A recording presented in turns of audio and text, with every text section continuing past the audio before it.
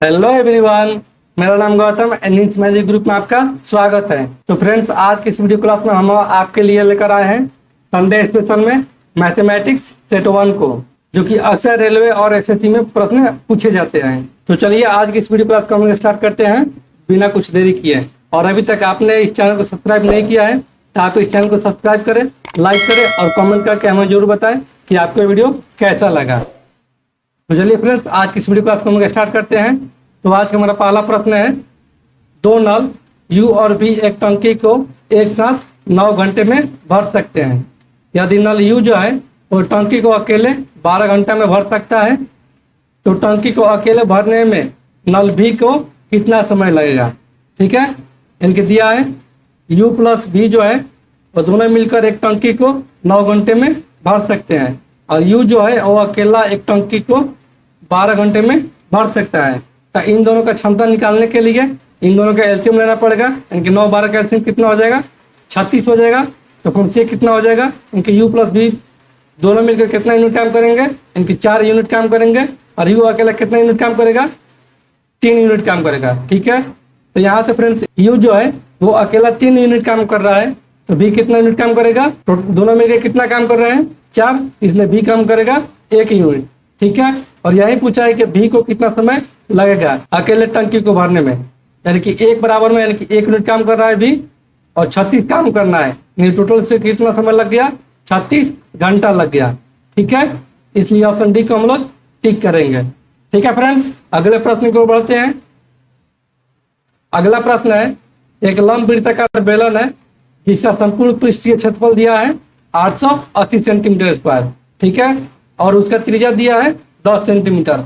तो बेलन की ऊंचाई क्या होगा। ठीक है, तो फ्रेंड्स हम जानते हैं कि बेलन का संपूर्ण पृष्ठीय क्षेत्रफल, यानी कि बेलन का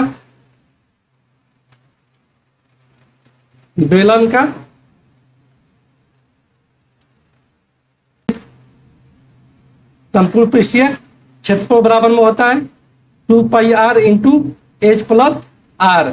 ठीक है, ये संपूर्ण पृष्ठ कितना दिया है, 880 सेंटीमीटर स्क्वायर, इनकी 880 सेंटीमीटर स्क्वायर बराबर में हो जाएगा 2 पाई का मान 22/7, और गुने में r का मान कितना दिया है, 10 सेंटीमीटर दिया है, यानी कि 10, और यहाँ से हो जाएगा h प्लस में 10।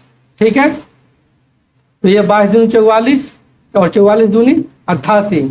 ठीक है, और ये 1 0 से 1 0 कट गया। ये फ्रेंड्स बट्टे में 7 है, इधर रहेगा तो गुने में हो जाएगा, इनकी 7 दूनी 14 हो जाएगा, और यहाँ से हो जाएगा h प्लस में 10। तो फ्रेंड्स यहाँ से h बराबर हम लिख सकते हैं 4। ठीक है, क्योंकि 14 माइनस 10 बराबर में 4, इसलिए ऑप्शन डी को हम लोग टिक करेंगे। ठीक है फ्रेंड्स, अगला प्रश्न को बढ़ते हैं। अगला प्रश्न है, 1190 को दो व्यक्तियों के मध्य 11:1 के अनुपात में बांटा गया है। ठीक है, तो 12 भाग प्राप्त करने वाले व्यक्ति को कितना धन प्राप्त होगा। तो फ्रेंड्स यहाँ से दिया है, यानी कि 1190 को दो व्यक्तियों के मध्य बांटा गया है, जिसका अनुपात दिया है 11:23। ठीक है, यानी कि इन दोनों का योग दिया है 1190, इन दोनों का योग कितना हो जाएगा, इन दोनों का योग हो जाएगा 34, बराबर में हो जाएगा 1190, यानी कि एक बराबर कितना हो जाएगा, 1190 बटा में 34, तो एक बराबर कितना हो जाएगा, 35 बार में ये कट जाएगा। ठीक है फ्रेंड्स, और पूछा है कि 12 भाग प्राप्त करने वाले व्यक्ति को कितना प्राप्त होगा, क्योंकि 12 भाग कितना है, 12 भाग 23 है, इसलिए 23 बराबर में हो जाएगा 35 गुने 23।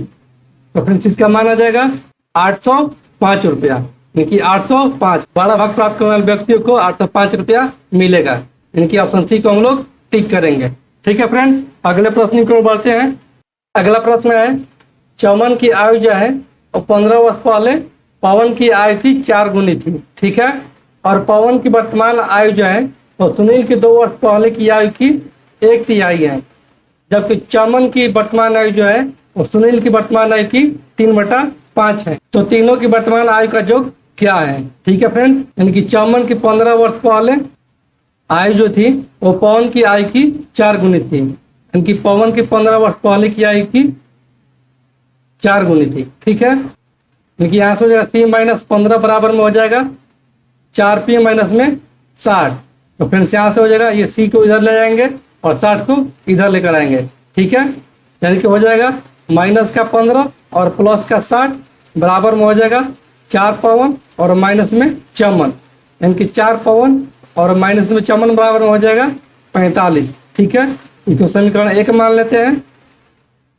आगे देखते हैं। आगे है कि पवन की वर्तमान आयु जो है वो सुनील के 2 वर्ष पहले की आयु का 1/3 है। इनकी पवन की वर्तमान आयु जो है वो सुनील के 2 वर्ष पहले, यानी कि सुनील माइनस में 2 वर्ष पहले है तो माइनस करेंगे, पहले की आयु की 1/3 है। ठीक है, यानी कि 3 पवन बराबर में हो जाएगा सुनील माइनस में 2, क्या हो जाएगा 3 पवन माइनस में सुनील बराबर में हो जाएगा माइनस में 2, इसको 2 मान लेते हैं। आगे देखते हैं। आगे है चमन की वर्तमान आयु जो है, यानी कि सी जो है वो सुनील की वर्तमान आयु का 3/5 है, यानी कि चमन जो है वो सुनील का 3/5 है, 3/5 है। ठीक है, यानी कि चमन बट्टा में सुनील हो जाएगा 3/5। तो फ्रेंड्स इसको x मान लेते हैं। x मानने से कुछ नहीं होगा, इसलिए यहाँ से हम भरेंगे इसका मान। अब क्या हो जाएगा 4 पवन माइनस चमन का कितना है 3x है, यहाँ से हो जाएगा 3x बराबर में 45 और यहाँ से हो जाएगा इसका 3 पवन और माइनस में हो जाएगा सुनील का 5x बराबर में हो जाएगा माइनस में 2। तो फिर यहाँ से हम करेंगे 4 पवन और माइनस में 45 बराबर में हो जाएगा 3x, क्योंकि इसको इधर लेकर आए और इसको इधर लेकर गए। ठीक है, यानी कि x बराबर कितना आ जाएगा, x बराबर में 4 पवन और माइनस में 45 और बराबर में आ जाएगा 3 और यहाँ से x का मान कितना आ जाएगा, इनकी 3 पवन और माइनस में प्लस 2 को इधर लेकर आए और 5x को इधर लेकर गए, 3 पवन प्लस में 2 बराबर में हो जाएगा 5x, यानी कि x बराबर कितना आ जाएगा 3 पवन प्लस में 2/5 आ जाएगा। ठीक है, तो दोनों x का मान है निकाल दिया है, तो दोनों का अब इक्वल कर देंगे। तो यहाँ से हो जाएगा 4 पवन माइनस में 45/3 और बराबर में हो जाएगा 3 पवन प्लस में 2 और बट्टे में 5। इसको मल्टीप्लाई गुना कर देते हैं, यानी कि 5 के 20 पवन और माइनस में हो जाएगा 5 25 और 5 के 20 और 2 22, यानी कि 225 बराबर में हो जाएगा 9p और प्लस में हो जाएगा 3 दूनी 6। ठीक है, तो यहाँ से हो जाएगा 20p और माइनस में 9p, यानी कि 11p बराबर में हो जाएगा 6 प्लस में 225, 225 को इधर लेकर गए और 6 को इधर ही छोड़ दिए, यानी कि 9p को इधर लेकर आए। देखिए 11p बराबर में हो जाएगा 231। ठीक है, इसलिए p बराबर कितना हो जाएगा 11 दूनी 22 और 11 कम 11, इनकी p का मान कितना गया, पवन का मान कितना गया 21 आ गया। ठीक है, तो अब x का मान निकाल लेते हैं, इनकी x बराबर में हो जाएगा 4 पवन, पवन का मान कितना है 21 है और माइनस में 45 और बट्टे में हो जाएगा 3, इनकी x बराबर कितना आ जाएगा 21 चौके 84 और माइनस में 45 बट्टे में 3, तो x बराबर कितना आ जाएगा, यहाँ से 14 में से 5 जाएगा 9 और 7 में से 4 जाएगा 3 और बट्टा में हो जाएगा 3, यानी कि 13 तिया 39। तो x बराबर कितना गया हमारा फ्रेंड्स, x बराबर आ गया 13। ठीक है, x बराबर 13 आ जाए, यहाँ से हमारा हो जाएगा चमन किया 3 गुने 13 और सुनील किया हो जाएगा 5 गुने 13, यानी कि 13 तिया 39 और ये हो जाएगा 13 5 65 और पवन का कितना निकाले हैं, पवन का निकाले हैं हम लोग 21। ठीक है, तो इन तीनों के वर्तमान आयु का जोग हो जाएगा 39 और प्लस में 65 और प्लस में 21, यानी कि कितना हो जाएगा 9 5 14 1 15 के 5 हासिल 1 3 6 9 9 3 12, यानी कि 125 साल। ठीक है, इसलिए हम ऑप्शन डी को टिक करेंगे। ठीक है फ्रेंड्स, अगले प्रश्न की ओर बढ़ते हैं, ये थोड़ा लंबा था। अगला प्रश्न है, मयूर जो है वो अकेला एक काम को 50 दिन में पूरा कर सकता है, यानी करता है, जबकि राकेश जो है उसी काम को अकेला 70 दिन में पूरा करता है। पूरे काम की कुल मजदूरी जो है वो 78,000 रुपया है। यदि दोनों उस काम को पूरी अवधि मिलकर पूरा करते हैं तो मयूर को कितने रुपए प्राप्त होंगे। ठीक है, यानी कि ये मजदूरी जो है इनकी क्षमता के अनुसार बटेगा, दिन के अनुसार तो बटेगा नहीं। ठीक है, इसलिए इन दोनों को क्षमता निकलते हैं। तो मयूर एम फॉर मयूर, मयूर करता है एक काम 50 दिन में और राकेश करता है एक काम 70 दिन में। ठीक है, तो इन दोनों का एलसीएम कितना हो जाएगा 350। ठीक है, तो मयूर की क्षमता कितना गया 5 7 35 और ये राकेश की कितना गया 7 5 35, यानी कि इन दोनों का क्षमता कितना हो गया 7 और 5 हो गया। ठीक है, यानी कि 7:5 इसको हम लिख सकते हैं, दोनों की क्षमता का अनुपात है। और यही जो दिया है और 78,000 रुपये को इन्हीं दोनों के बीच बांटना है, यानी कि 7 और 5 के अनुपात में बांटना है। ठीक है, यानी कि इन दोनों का जो कितना हो गया 12 और 5 का जो 12 हो गया और दिया है कितने रुपये में 78,000 दिया है, इसलिए एक बराबर कितना हो गया, एक बराबर में हो जाएगा 12×6 72 6 और 12×5 60, यानी कि एक बराबर में 6500 हो गया। तो मयूर का पूछा है, मयूर के कितना है यानी कि 7 है, इसलिए 7 बराबर में हो जाएगा 6500 × 7। इसे गुना करने पर कितना आ जाएगा 00 7 5 35 3 5 6 42 और 3 45, यानी कि 45,500 रुपये आ जाएगा। इसलिए ऑप्शन बी को हम लोग टिक करेंगे। ठीक है फ्रेंड्स, अगला प्रश्न को बढ़ते हैं। अगला प्रश्न है, यदि दो वर्गों के क्षेत्रफलों का अनुपात जो है वो 1:3 है तो इन वर्गों के परिमाप का अनुपात क्या होगा। ठीक है, तो फ्रेंड्स हम लोग मान लेते हैं कि जो दो वर्ग है उनके भुजाओं का अनुपात A1:A2 है। ठीक है, क्योंकि A1:A2 है। ठीक है, तो फिर इन दोनों वर्गों का क्षेत्रफल कितना हो जाएगा A1 का स्क्वायर अनुपात A2 का स्क्वायर, और यही दिया है 1:3। तो फिर इसको ऐसे भी लिख सकते हैं कि A1 बटा में A2 का होल स्क्वायर बराबर में लिखेंगे 1/3, यानी कि A1 बटे में A2 हो जाएगा हमारा, ये स्क्वायर है इधर आ जाएगा तो ये रूट में हो जाएगा, यानी कि √1/3। तो फ्रेंड्स यहाँ से हो जाएगा 1/√3। ठीक है, यानी कि A1 बटे में A2 बराबर कितना गया 1:√3। ठीक है, अब पूछा है इन वर्गों के परिमाप का अनुपात क्या होगा। तो फ्रेंड्स हम लोग जानते हैं कि वर्ग के परिमाप बराबर होता है 4 गुने भुजा, यानी कि 4 × A1 और बटे में हो जाएगा 4 × A2। तो फिर से 4 से 4 कट गया, यानी कि A1 बटा में A2 बराबर में आ गया 1:√3, यानी कि परिमाप जो होगा वही भुजा का अनुपात होगा। ठीक है, इसलिए ऑप्शन ए को हम लोग टिक करेंगे। चलिए फ्रेंड्स अगले प्रश्न की ओर बढ़ते हैं। अगला प्रश्न है, यदि थीटा बराबर 30 डिग्री है तो निम्न में से क्या sin 2 थीटा के बराबर होगा। ठीक है, तो फ्रेंड्स यहाँ से दिया है थीटा बराबर में 30 डिग्री, यानी कि sin 2 थीटा बराबर में हो जाएगा sin × 2 गुने 30 डिग्री, यानी कि sin 60 डिग्री। ठीक है फ्रेंड्स, sin 60 डिग्री का मान कितना होता है √3/2 होता है, लेकिन √3/2 जो है वह इन चार ऑप्शनों में किसका मान हो सकता है।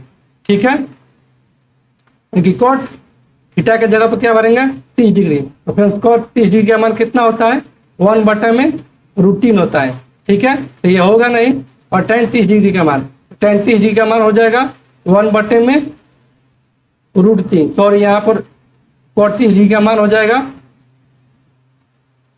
केवल √3। ठीक है, और यहाँ पे देखते हैं 2 cosec थीटा, यानी कि 2 × cosec 30 डिग्री, cosec 30 डिग्री का मान होता है 2, यानी कि 2 गुने 2, ये हो जाएगा 4। तो ये भी ऑप्शन रूट नहीं करेगा, तो एक ही ऑप्शन बच गया डी, इसलिए ऑप्शन डी को टिक करेंगे। तो आइए इसको भी चेक कर लेते हैं, यानी 2 × sin 30 डिग्री का मान कितना होता है 1/2, और cos 30 डिग्री का मान होता है √3/2।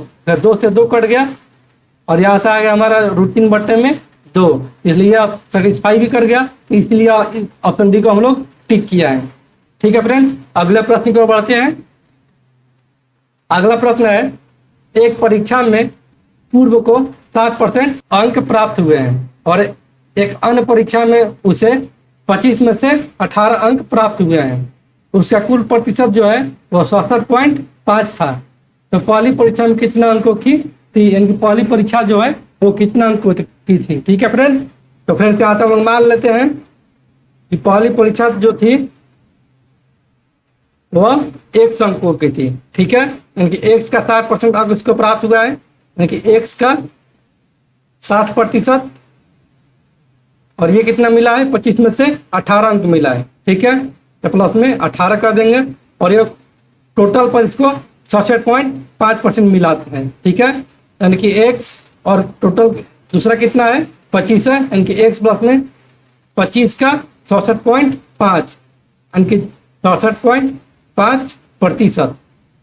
ठीक है, तो फ्रेंड्स यहाँ से हो जाएगा 60x, और इसके एलसीएम ले लिए, और प्लस में हो जाएगा 1800, और बट्टे में हो जाएगा 100, बराबर में हो जाएगा 64.5x, और प्लस में हो जाएगा 64.5 इंटू 25, और बट्टे में हो जाएगा 100। ठीक है, और ये सब 100 से 100 कट गया, तो यहाँ से हो जाएगा, इसको इधर लेकर गए और इसको इधर लेकर आए। ठीक है, यहाँ से हमारा हो जाएगा 1800, और माइनस में हो जाएगा, इन दोनों का गुना करके कितना आ जाएगा, 1687.5 आ जाएगा। ठीक है, और यहाँ से हो जाएगा 66.5x, और माइनस में हो जाएगा 60x। ठीक है, और इन दोनों का अंतर अब कितना हो जाएगा, इन दोनों का अंतर हो जाएगा 112.5 हो जाएगा। ठीक है, और इन दोनों का अंतर कितना हो जाएगा, इन दोनों का अंतर हो जाएगा 7.5x, इसलिए x बराबर कितना हो जाएगा, 112.5, और बटे में हो जाएगा 7.5, इसलिए x का कितना माना जाएगा, ये दोनों 15 बार में कट जाएगा। तो फ्रेंड्स हम लोग माने हैं कि पहली परीक्षा जो है वो 100 अंकों की है, यानी कि एक साथ कितना गया, 15 अंक आ गया। ठीक है, तो इसलिए पहली परीक्षा जो है वो 15 अंक की है, इसलिए ऑप्शन बी को हम लोग टिक करेंगे। ठीक है फ्रेंड्स, इसको एक और मेथड से बना सकते हैं, वो है ऑप्शन थ्रू। तो ऑप्शन से इसको कैसे बनाएंगे, आइए इसको सीखते हैं। इनके ऑप्शन बी रखने पर, ऑप्शन बी रखेंगे इनकी 15 का 60%, तो 15 का हो जाएगा 60%, 20 3 60, और 20 5 100, और ये जगह 25 15, यानी कि पहली परीक्षा में उसको 9 अंक प्राप्त हुए हैं, और दूसरी परीक्षा में उसको कितना अंक प्राप्त हुआ है, 18 अंक प्राप्त हुआ है। ठीक है, कि कितना होगा, टोटल 27 हो गया। ठीक है, कुल परीक्षा में उसको कितना प्राप्त अंक हुआ है, 67.5 हुआ है, यानी कि कितना है, 15 प्लस में 25, 15 25 कितना हो जाएगा, 40, और 40 किसको प्राप्त हुआ है, 64.5%। तो फ्रेंड्स यहाँ से ये कट जाएगा, 1 0 से ये 1 0 कट गया, और इसको गुना करने पर कितना आ जाएगा, 270, और बट्टे में हो जाएगा, यानी कि 10 है, और ये 0 से 0 कट गया, यानी कि 27 बराबर में आ गया 27, इसलिए ऑप्शन बी भी हमारा सर्टिफाई कर गया। तो फ्रेंड्स हम लोग ऑप्शन से भी बना सकते हैं। ठीक है, चलिए फ्रेंड्स अगले प्रश्न को बढ़ते हैं। अगला प्रश्न है, किस प्रतिशत पर एक राशि जो है वो 15 वर्षों में दोगुनी हो जाएगी। ठीक है, यानी कि उसका मिश्रण जो है वो 2 गुना हो जाएगा। तो फ्रेंड्स मान लेते हैं p बराबर में 1, तो यहाँ से मिश्रण कितना हो जाएगा, 2 हो जाएगा, क्योंकि दोगुनी हो जाएगी। तो फ्रेंड्स हम लोग जानते हैं साधारण ब्याज बराबर होता है, चाहे कोई भी ब्याज होता है वो मिश्रण माइनस में मूलधन होता है, यानी कि ऐसा ही बराबर में हो जाएगा मिश्रण माइनस मूलधन। तो फ्रेंड्स यहाँ से ऐसा कितना आ गया, ऐसा ही आ गया, 2 माइनस में 1, यानी कि 1 आ गया, ऐसे बराबर में 1 हो गया। ठीक है, तो फ्रेंड्स हम जानते हैं कि ऐसा ही बराबर में होता है PRT, और बट्टे में 100 होता है। ऐसा ही का मान कितना आया है, 1 आया है। p बराबर कितने माने हैं, 1 माने हैं, r निकालना है, और t दिया है 15, और बट्टे में हो जाएगा 100, इसलिए r बराबर में हो जाएगा 100 बट्टे में 15। ठीक है, यानी कि 25 15, और 20 25 100।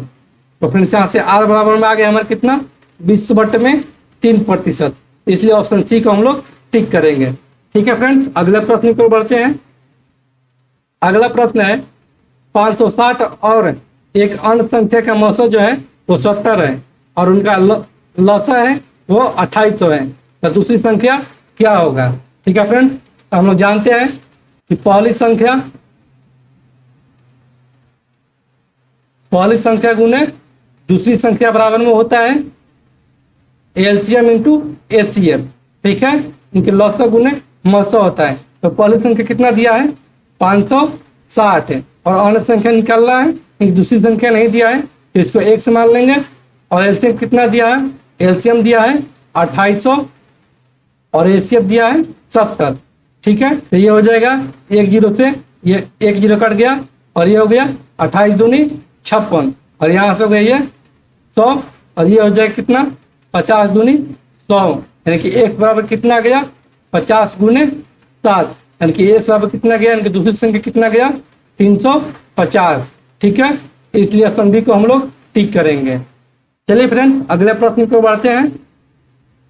अगला प्रश्न है टॉम और जेरी है जो साथ काम कर एक दीवार को 4 दिन में बनाते हैं। ठीक है, अकेले टॉम जो है वह काम पूरा करने में 6 दिन का समय लेता है और इसी काम को अकेले पूरा करने में जेरी को कितना समय लगेगा। इनकी टी फॉर टॉम और जे फॉर जेरी, इनके दोनों मिलकर एक साथ मिलकर एक काम को वो 4 दिन में करते हैं। ठीक है, और अकेला टॉम जो है वो काम पूरा करने में 6 दिन का समय लेता है। ठीक है, इन दोनों का क्षमता निकाल देंगे, इनकी 4 और 6 का एलसीएम कितना हो जाएगा 12 हो जाएगा। इसकी क्षमता कितना हो जाएगा, इनके टॉम और जेरी दोनों मिलकर काम करेंगे तो इनकी क्षमता कितना हो जाएगा 4 12 हो गया और टॉम का अकेले क्षमता कितना हो गया 2 हो गया। ठीक है, इनकी 6 दूनी 12 हो गया। तो फ्रेंड्स यहाँ से टॉम जो है वो अकेले 2 यूनिट काम करता है, जेरी कितना यूनिट काम करेगा, इनके दोनों मिलकर 3 कर रहे हैं तो जेरी करेगा 1 यूनिट। और यही पूछा कि जेरी को कितना समय लगेगा अकेले पूरा काम करने में। इनकी जे का 1 यूनिट का मान कितना है 1 है और टोटल काम कितना है 12 है, इसके लगा हुआ समय कितना हो गया 12 दिन हो गया। ठीक है फ्रेंड्स, इसलिए ऑप्शन बी को हम लोग टिक करेंगे। चलिए फ्रेंड्स अगले प्रश्न की ओर बढ़ते हैं। अगला प्रश्न है यदि एल अनुपात एम बराबर में दिया है 3:5 और एम अनुपात एन बराबर दिया है 2:3 तो एन अनुपात एल कितना होगा। ठीक है, आइए इसको सॉल्व करते हैं। यानी कि एल अनुपात एम बराबर में दिया है 3:5 और एम अनुपात एन दिया है 2:3। ठीक है, तो एन अनुपात एल निकलना है। तो फ्रेंड्स यहाँ से हो जाएगा एल अनुपात एम अनुपात एन निकलेगा। इसको इधर से गुना करेंगे, इसको ऐसे गुना करेंगे और इसको यहाँ से गुना करेंगे, यानी कि 3 दूनी 6 अनुपात हो जाएगा 5 दूनी 10 अनुपात हो जाएगा 5 15। ठीक है फ्रेंड, ये निकालने का सबसे शॉर्ट ट्रिक है। तब पूछा है कि एन अनुपात एल, यानी कि एन अनुपात एल कितना होगा। तो फ्रेंड्स यहाँ से निकाल लेंगे, एन अनुपात एल बराबर में हो जाएगा एन का कितना है 15 है, इनकी 15:6 हो जाएगा। ठीक है, इसको सिंप्लीफाई कर लेते हैं, 3 दूनी 6 और 3 5 15, यानी कि एन अनुपात एल कितना आ गया 5:2। इसलिए ऑप्शन बी को हम लोग टिक करेंगे। ठीक है फ्रेंड्स, अगले प्रश्न की ओर बढ़ते हैं। अगला प्रश्न है किसी कक्षा में लड़कों का औसत प्राप्तांक जो है वो 52 है और लड़कियों का औसत प्राप्तांक जो है वो 42 है। लड़कों और लड़कियों का संयुक्त औसत जो है वो 50 है, तो कक्षा में लड़कों का प्रतिशत क्या है। ठीक है फ्रेंड्स, तो फ्रेंड्स यहाँ से मान लेते हैं कि बॉय जो है वो x है, क्योंकि यहाँ पर लड़का और लड़की की संख्या तो दिया है नहीं, लेकिन उनका केवल औसत दिया है। और गर्ल जो है वह y है। ठीक है, और इन दोनों का औसत दिया है, तो फ्रेंड्स योग बराबर निकाल लेंगे, यानी कि लड़कों का योग हो जाएगा 52x और प्लस में गर्ल यानी कि लड़की का योग हो जाएगा 42y और इन दोनों का औसत दिया है संयुक्त औसत 50, यानी कि इन दोनों का योग कितना हो जाएगा 50 × x प्लस में y। ठीक है, ये फ्रेंड्स कहाँ से आया, तो हम लोग जानते हैं कि औसत बराबर में होता है कुल संख्याओं का योग और बटे में होता है कुल संख्या, यानी कि जितना संख्या है उतना संख्या होता है। तो फ्रेंड्स यहाँ से जो निकालेंगे कुल निकाल लेंगे, औसत गुने संख्या। तो औसत दिया नहीं है, औसत दिया है और संख्या हमको मालूम नहीं है, तो वही औसत संख्या मान लिया है x और y, इसलिए योग जो हो जाएगा वो औसत गुने संख्या हो जाएगा। ठीक है, तो यहाँ से हो जाएगा इसका 52x और प्लस में हो जाएगा 42y बराबर में हो जाएगा 50x और प्लस में 50y। ठीक है, तो x को x की तरफ लाएंगे और y को y की तरफ लेकर जाएंगे, यानी कि 52x और माइनस में हो जाएगा 50x, बराबर में हो जाएगा 50y और माइनस में 42y। ठीक है, तो यहां से हो जाएगा कितना फ्रेंड्स, यानी कि 2x बराबर में हो जाएगा 8y, यानी कि x और बट्टे में y बराबर में कितना हो जाएगा, 2 चौके 8, यानी कि 4/1 हो जाएगा। ठीक है, तो पूछा है कि कक्षा में लड़कों का प्रतिशत कितना है। तो फ्रेंड्स एक कक्षा में लड़का और लड़कियां दोनों है, ये टोटल कितना है कक्षा में, 4 और 1 5 है। ठीक है, इसमें पूछा है कि लड़कों का प्रतिशत कितना है, तो इसमें लड़का कितना है, लड़का को माना है x, यहाँ से 4 हो जाएगा और बट्टे में टोटल हो जाएगा और गुणने में 100 हो जाएगा। तो ये कितना हो गया, ये 20×5 100 हो गया और ये 40 दूनी 80 हो जाएगा, लेकिन लड़कों का प्रतिशत कितना हो गया, 80% हो गया, इसलिए ऑप्शन ए को हम लोग टिक करेंगे। तो चलिए फ्रेंड्स आज के लिए बस इतना ही, फिर मिलते हैं एक और नए वीडियो के साथ, तब तक के लिए धन्यवाद। और अभी तक आपने इस चैनल को सब्सक्राइब नहीं किया है तो आप इस चैनल को सब्सक्राइब करें, लाइक करें और कमेंट करके हमें जरूर बताएं कि आपको ये वीडियो कैसा लगा। और मैं आशा करता हूँ कि आज का सेशन आपको बहुत ही पसंद आया होगा। धन्यवाद दोस्त।